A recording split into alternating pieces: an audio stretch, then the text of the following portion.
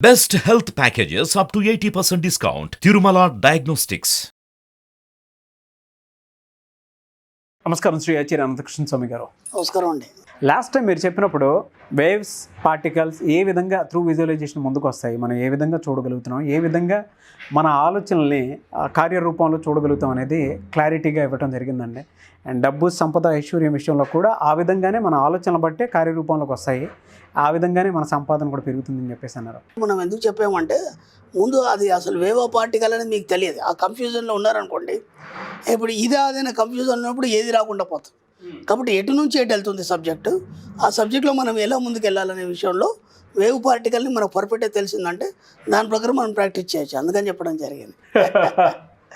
ఇక్కడ ఈ వీడియోలో ఏం చెప్పుకుందామంటే ఇక్కడ నుంచి మనం ఒక 4-5 వీడియోలో మనం చేసే పొరపాట్లు ఏంటి, అసలు ఎందుకు మనం ఇలా తయారైనాము, మనకు ఎవరి ఇన్స్పిరేషన్ లేకుండా ఇలా ఎందుకున్నాము, అంటే చెప్పేవాళ్ళు కూడా అలా ఎందుకు చెప్తున్నారు, అది అంతా కరెక్ట్గానే అనిపిస్తుంది, కానీ మనం ఇలా ఎందుకు అయిపోతున్నాం అనే దాని మీద మనము మిగతా వీడియోలు చేద్దాం ఒకసారి. అంటే మనకు ఎక్కడెక్కడ పొరపాటు చేస్తున్నో తెలిస్తే ఇక ముందు మనం పొరపాటు చేయకుండా ఉండొచ్చు. దానికోసం మనము ఒక్కసారి అవి చూద్దాం. అన్నీ కోల్పోయినప్పుడు, మీరు అన్నీ కోల్పోయినారు అంటే ఆస్తి ఉంది, లేదంటే వ్యాపారం ఉంది, అంతా ఉంది, అంతా కోల్పోయినారు, అప్పులు ఎక్కువైపోయినాయి. ఆ సమయంలో మీ యొక్క మనసు ఎలా పనిచేస్తుంది, మీ యొక్క మనసు ఎలా పనిచేస్తుంది అంటే ఒక కామన్ మ్యాన్కి అయితే ఏముంటుందంటే వీటన్నిటిని నేను ఎలా భరించాలి, ఎలా నేను బేర్ చేయాలి, ఎలా బయటపడాలని మాత్రమే ఆలోచిస్తుంటాడు. ఓకే, అలాగే ఇంకేం ఆలోచిస్తాడంటే అందరూ ఆలోచించిన వేలోనే ఆలోచిస్తాడు, కొత్తగా ఆలోచించాడు. ఎలా ఉంటుందంటే సపోజ్ ఇప్పటివరకు అయిన అప్పులైనవి, అందరూ పీకు తింటున్నారు, ఇప్పుడు నేనేం చేయాలంటే ఇంకొక పెద్ద చిట్టి ఏదన్నా ఉంటే వేసి, ఒక పెద్ద చిట్టి, ఓ చిట్ ఫండ్లో పెద్ద చిట్టి, అంటే ఇప్పుడు మనకి ఒక 5 లక్షలు అప్పు అయింది అనుకోండి, ఒక 20 లక్షల చిట్టి ఏదైనా ఉంటే అది వేసేసి అన్ని అప్పులు కట్టేద్దామని ఆలోచన. ఓకే, అంటే ఇక్కడ మీరు ఏం ఆలోచిస్తున్నారు, మళ్ళీ అప్పు చేయాలని ఆలోచిస్తున్నారు, మళ్ళీ అప్పు చేయాలని ఆలోచిస్తున్నారు తప్ప దీన్ని నేను ఎలా తీర్చాలని ఆలోచన మీకు రావట్లేదు. ఇది బాగా గుర్తుంచుకోండి. నా క్లాసు కొందరు పిల్లలు వస్తారు, వచ్చిన తర్వాత నెక్స్ట్ క్లాస్ రావడానికి మళ్ళీ వాళ్ళు కొన్ని డిస్కౌంట్స్ అవి ఇవన్నీ అడుగుతారు. సామాన్యమైన నెక్స్ట్ క్లాస్కి ఫీజు లేదు, మామూలుగా బఫెట్ కట్టుకొని వచ్చామని చెప్పాను. ఆ తర్వాత వాళ్ళ కొలీగ్స్ని కానీ లేకపోతే వాళ్ళ ఫ్యామిలీ మెంబర్స్ని తీసుకురావడానికి అడుగుతారు, గురుగారు మేము ఒక ఇద్దరు తీసుకొస్తామని డిస్కౌంట్ అవుద్దా. నువ్వు అంతకుముందు క్లాస్కి వచ్చావు కదా, క్లాస్ రూల్స్ తెలుసు కదా, నువ్వు ఎంత రాయల్గా ఉండాలి. మన సబ్జెక్ట్లో డిస్కౌంట్ లేవు, 1+1 ఆఫర్ లేవు, నువ్వు ఒక రాజు అని చెప్పాం. మళ్ళీ రాజు ఎక్కడన్నా బేరం చేస్తాడా, రాజు ఎక్కడన్నా బేరం చేస్తాడా అంటే ఇప్పుడు సబ్జెక్ట్ ఎక్కిందా ఎక్కలేదు, వాళ్ళకి ఎక్కలేదనే కదా. ఇప్పుడు మళ్ళీ మన సబ్జెక్ట్లో మనం ముందే చెప్పుకున్నాం, మన సబ్జెక్ట్లో అప్పులు అనేటివి లేవు. మనం ఒకటే మాట చెప్పుకున్నాం, ఏంటంటే అప్పులేని జీవితాన్ని నేను ఆనందంగా గడుపుతున్నందుకు విశ్వానికి కృతజ్ఞతలు. మళ్ళీ నువ్వు అప్పు కట్టడానికి మళ్ళీ అప్పు చేయడం మీనింగ్ ఏముంది. సరే, ఒక మళ్ళీ పెద్ద చిట్టు వేసినావు, దానికి కట్టే కెపాసిటీ ఉందా అంటే దానికి తగ్గ మళ్ళీ బిజినెస్ ఉందా నీకు. ఆల్రెడీ బిజినెస్ అంతా పోయింది, అవును, బిజినెస్ అంతా పోయింది. ఇప్పుడు దాన్ని ఏం ఆలోచిస్తున్నావు అంటే వచ్చిన దాంట్లోంచి ఓ 10 లక్షలు అప్పు కట్టుకొని ఇంకో 10 లక్షలతో నేను బిజినెస్ చేస్తాను. అది ఎంత మూర్ఖత్వం అంటే ఇప్పుడు అవి రావడానికి మీకు ఎంత మీకు షూరిటీ అవన్నీ ఉన్నా సరే మీకు అవి రావడానికి కనీసం 1 ఇయర్ టైం పట్టుద్ది. ఆ 1 ఇయర్ వరకు ఈ 10 లక్షలు మళ్ళీ అప్పు అయి కూర్చుంటుంది, వడ్డీలని అవన్నీ ఇవ్వండి. ఇక్కడ మీ యొక్క ఆలోచన విధానం ఎలా ఉంది. ఇప్పుడు ఏమైపోద్ది, అది వచ్చేలోపు ఇవన్నీ అప్పులు అయిపోతాయి, మళ్ళీ మీరు స్టార్టింగ్లో ఎక్కడున్నారు మళ్ళీ అక్కడే ఉంటారు. కొత్త మీరు సాధించింది ఏమి ఉండదు, ఉన్న పరంగా మీకు అంత పెద్ద బిజినెస్ మీకు దొరకదు. దాన్ని చేయాలనే సత్తా ఉన్నా సరే సిచ్యువేషన్ సహకరించక మళ్ళీ లాస్ అయిపోయి ఇంకా అప్పుల పాలైపోతారు. ఇలాంటి ఆలోచనలు ఎందుకు చేస్తున్నారు పదే పదే ఇలాంటి. నేను ఎలా బయటపడాలి, నేను ఎన్నోసార్లు చెప్పాను, నేను ఒక అఫర్మేషన్ చేయండి, నేను కూర్చున్న చోటే అధిక డబ్బు సంపాదించడానికి ఎన్నో మార్గాల ద్వారా నాకు ఆ విశ్వం అవకాశం ఇస్తున్నందుకు విశ్వానికి కృతజ్ఞతలు. ఇప్పుడు ఏమవుతుంది, మీకు తెలియకుండానే బోలెడు ఆఫర్స్ రావడం అనేది జరుగుతుంది. సింపుల్, మీరు ఇంకా మళ్ళీ కొత్తగా అప్పు చేయాల్సిన అవసరం లేదు. ఫస్ట్ నేను అప్పులేని జీవితాన్ని ఆనందంగా గడుపుతున్నాను, అది ఫిక్స్ అయిపోయినారు కదా. అవును, ఇక మీ ప్రాణమైనా సరే మళ్ళీ అప్పు చేయకండి. ఇక అది అయిపోయింది, ఇప్పటిదాకా మీ జీవితం అంతా దాంతోనే అయిపోయింది, ఇక మళ్ళీ జీవితంలో అది ఉండదు. ఒకటి.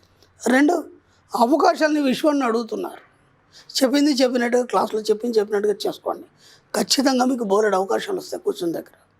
వీళ్ళు ఎంతోమంది మా స్టూడెంట్స్ ఆ క్లాస్కి వచ్చిన వాళ్ళు అసలు ఏం పని లేదు, ఉన్న పని కూడా పోయింది, ఏం చేయాలో అర్థం కాని పరిస్థితిలో ఇవాళ మళ్ళీ వాళ్ళే కొత్త కొత్త బిజినెస్లు పెట్టడం కానీ, లేదంటే ఒక మంచి మంచి కంపెనీ ఆఫర్స్ రావడం కానీ, దాంతో మళ్ళీ పుంజుకొని బాగా సంపాదిస్తున్నారు.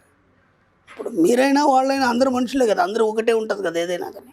అలాంటప్పుడు మీకు ఇలాంటి ఆలోచనలు భిన్నంగా ఎందుకు వస్తున్నాయి, ఇలా సానుకూలంగా ఎందుకు రావట్లేదు మీకు అనేది ఎప్పుడు కూడా ఇంకా మళ్ళీ అప్పు చేయాలి అందరిలాగానే కామన్ మ్యాన్ లాగా మీరు థాట్ చేయకండి. మీ యొక్క ఆలోచనలన్నీ భిన్నంగా ఆలోచించండి. నేను ఇది కాకుండా ఇలా చేస్తే ఇలా ఉంటుంది, నేను మళ్ళీ అప్పు తీయకుండా ఇవన్నీ నేను క్లియర్ చేస్తే ఎంత బాగుంటుంది, అలా పాజిటివ్ ఆలోచనలు చేయడం మెల్లిమెల్లిగా మొదలుపెట్టాను. ఎక్కడ భయపడదు, ఏమీ కాదు. ఎంతోమంది మీకంటే గొప్ప గొప్ప వాళ్ళు అట్లాంటిది ఇలాంటి పరిస్థితిని మీరు అనుభవించారు వాళ్ళు చాలామంది. మీరు వాళ్ళ ముందేం పెద్ద సమస్య ఏం కాదు. కాబట్టి ఎక్కడ మిమ్మల్ని ఎవరేమో అనుకోరు. మీరు సక్రమైన పద్ధతిలో కూర్చొని మీరు అఫర్మేషన్ చేయండి, ప్రశాంతంగా కూర్చోండి ఒక గదిలో, మీకే గొప్ప గొప్ప ఆలోచనలు వస్తాయి. అంతే తప్ప వాళ్ళందరూ ఏమో చేసేస్తారు, నా వాల్యూ పోతుంది అని ఆ యొక్క ఒత్తిడితోని ఇంకా మీరు ఏదేదో చేసేసుకొని ఇంకేటేటో తిరిగేసి మీ లైఫ్ని ఇంకా డిస్టర్బెన్స్ చేసుకోకండి. ఫస్ట్ మీరు ప్రశాంతతను వహించండి. హాయిగా ప్రశాంతంగా రూమ్లో కూర్చోండి. ఒక 2-3 రోజులు ఎక్కడైనా పుణ్యక్షేత్రం కానీ, లేదంటే ఎవరికి తెలియకుండా స్విచ్ ఆఫ్ చేసేసి ఒక 2-3 రోజులు ఎక్కడైనా వెళ్ళండి, ప్రశాంతం వెళ్ళేసి మంచి మెడిటేషన్ చేసుకోండి. ఏకాంతంగా మీరు మాత్రమే ఉండాలి. మళ్ళీ పక్కన మీ వాళ్ళు ఉండి మళ్ళీ డిస్టర్బ్ చేయొద్దు. ఏకాంతంగా ఉన్నప్పుడే మీ ఇన్నర్ మైండ్ మాట్లాడుతూ మీకు సరైన ఆలోచన, సరైన దారి అనేది చూపిస్తుంది. అవును. కాబట్టి ఎంత వీలైతే అంత ఒక 2-3 రోజులు ప్రశాంతంగా ఎక్కడికైనా వెళ్ళండి, వెళ్ళేసి ప్రశాంతంగా ఉండండి. ఈ సమస్యని ఎలా పరిష్కరించాలనేది మీకు ఖచ్చితంగా ఐడియా వస్తుంది. అంటే మీ ఇన్నర్ మైండ్ దారి చూపిస్తుంది, ఇలా చేయండి అని చూపిస్తుంది. దాన్ని ఫాలో అయిపోండి. ఇంకెవరినే అడగకండి. హాయిగా మళ్ళీ సంపాదించుకోండి, అంతకు రెట్టింపు సంపాదించండి. అప్పు చేసి అప్పు కడతానే ఆలోచన ఉంది మైండ్లో తీసేయండి. సంపాదించి కడతానని చెప్పండి. ఎందుకంటే మీరు అప్పు చేసి అప్పు కడతానప్పుడు విశ్వం ఏం చేస్తుంటారో మీకు అప్పే చేయిస్తుంది. మీ ఆలోచనే అది ఉంది కదా, నేను అప్పు చేసే కడతానని. అవును. కాబట్టి మళ్ళీ అప్పు చేయిస్తుంది. నేను అప్పులు లేకుండానే నేను ఇవన్నీ నుంచి బయటపడతాను ఎప్పుడైతే అనుకుంటారో దానికి సరి అయిన దారి మీకు విశ్వం చూపిస్తుంది. ఆ దారిలో వెళ్ళిపోండి, హాయిగా హ్యాపీగా మళ్ళీ ఒక మంచి ఉన్నత స్థితి చూడండి. కొంతమంది మీరు చెప్పినట్లే చేస్తూ ఉంటారు. Yes. ఎందుకంటే ఆ సబ్జెక్ట్ని ఆ లెవెల్లోనే తీసుకొని వెళ్తేనే దాని లెవెల్ తెలుస్తూ ఉంటుంది. ఆలోచన విధానంలో అందరూ ఆలోచించేదానికి మీరు భిన్నంగా ఆలోచించాలి. ఇప్పుడు కామన్ మ్యాన్ కామన్ మ్యాన్ ఏమంటాడని చెప్తున్నాను కదా, ఇంకా అప్పు చేద్దాం, అప్పు చేసేది అప్పు తీసేద్దాం, ఆ ఉన్న అమౌంట్లో నేను ఇంకేదైనా బిజినెస్ చేస్తాను, అది కాని పని. అది అనవసరంగా మీరు ఇంకా అప్పుల్లో కూరుకుపోవడం తప్ప మీరు సాధించేది ఏముండదు. నేను చెప్పేది అదే. కాబట్టి అప్పు లేకుండానే అప్పు తీసేస్తాను, అప్పు లేని జీవితాన్ని ఆనందంగా గడుపుతాను. దానికి బాండ్ అయిపోండి. మీరు ఎప్పుడైతే బాండ్ అవుతారో విషయం కూడా నమ్ముతుంది. అరే ఇంత పర్ఫెక్ట్గా ఉన్నాడే, నేను ఖచ్చితంగా ఇవ్వాలి అని చెప్పేసి ఏదో దారి అనేది మీకు ఓపెన్ అవుతుంది. ఆ దారి గుండా వెళ్ళిపోండి హ్యాపీగా. అలా ఎంతోమంది జీవితాల్లో జరిగింది, మీ జీవితంలో జరగదని గ్యారంటీ ఏంటి? ఖచ్చితంగా జరుగుతుంది. అందరి జీవితం ఒకటే, దాంట్లో ఎలాంటి తేడా లేదు. ఆలోచించే విధానంలో తేడా. అవును. అదే మీరు చేస్తున్న పొరపాటు. అందుకే స్టార్టింగ్లోనే చెప్పాను కదా, మీరు ఎక్కడెక్కడ పొరపాట్లు చేస్తున్నారు, ఎలా ఆలోచిస్తున్నారు, దాని మీదే మనం వీడియోలు చేస్తున్నాం. కొంతమందికి టూ మచ్ నెగటివ్ థాట్స్ వచ్చేస్తూ ఉంటాయండి. అవును. అది ఎట్లా ఓవర్కమ్ అవటం?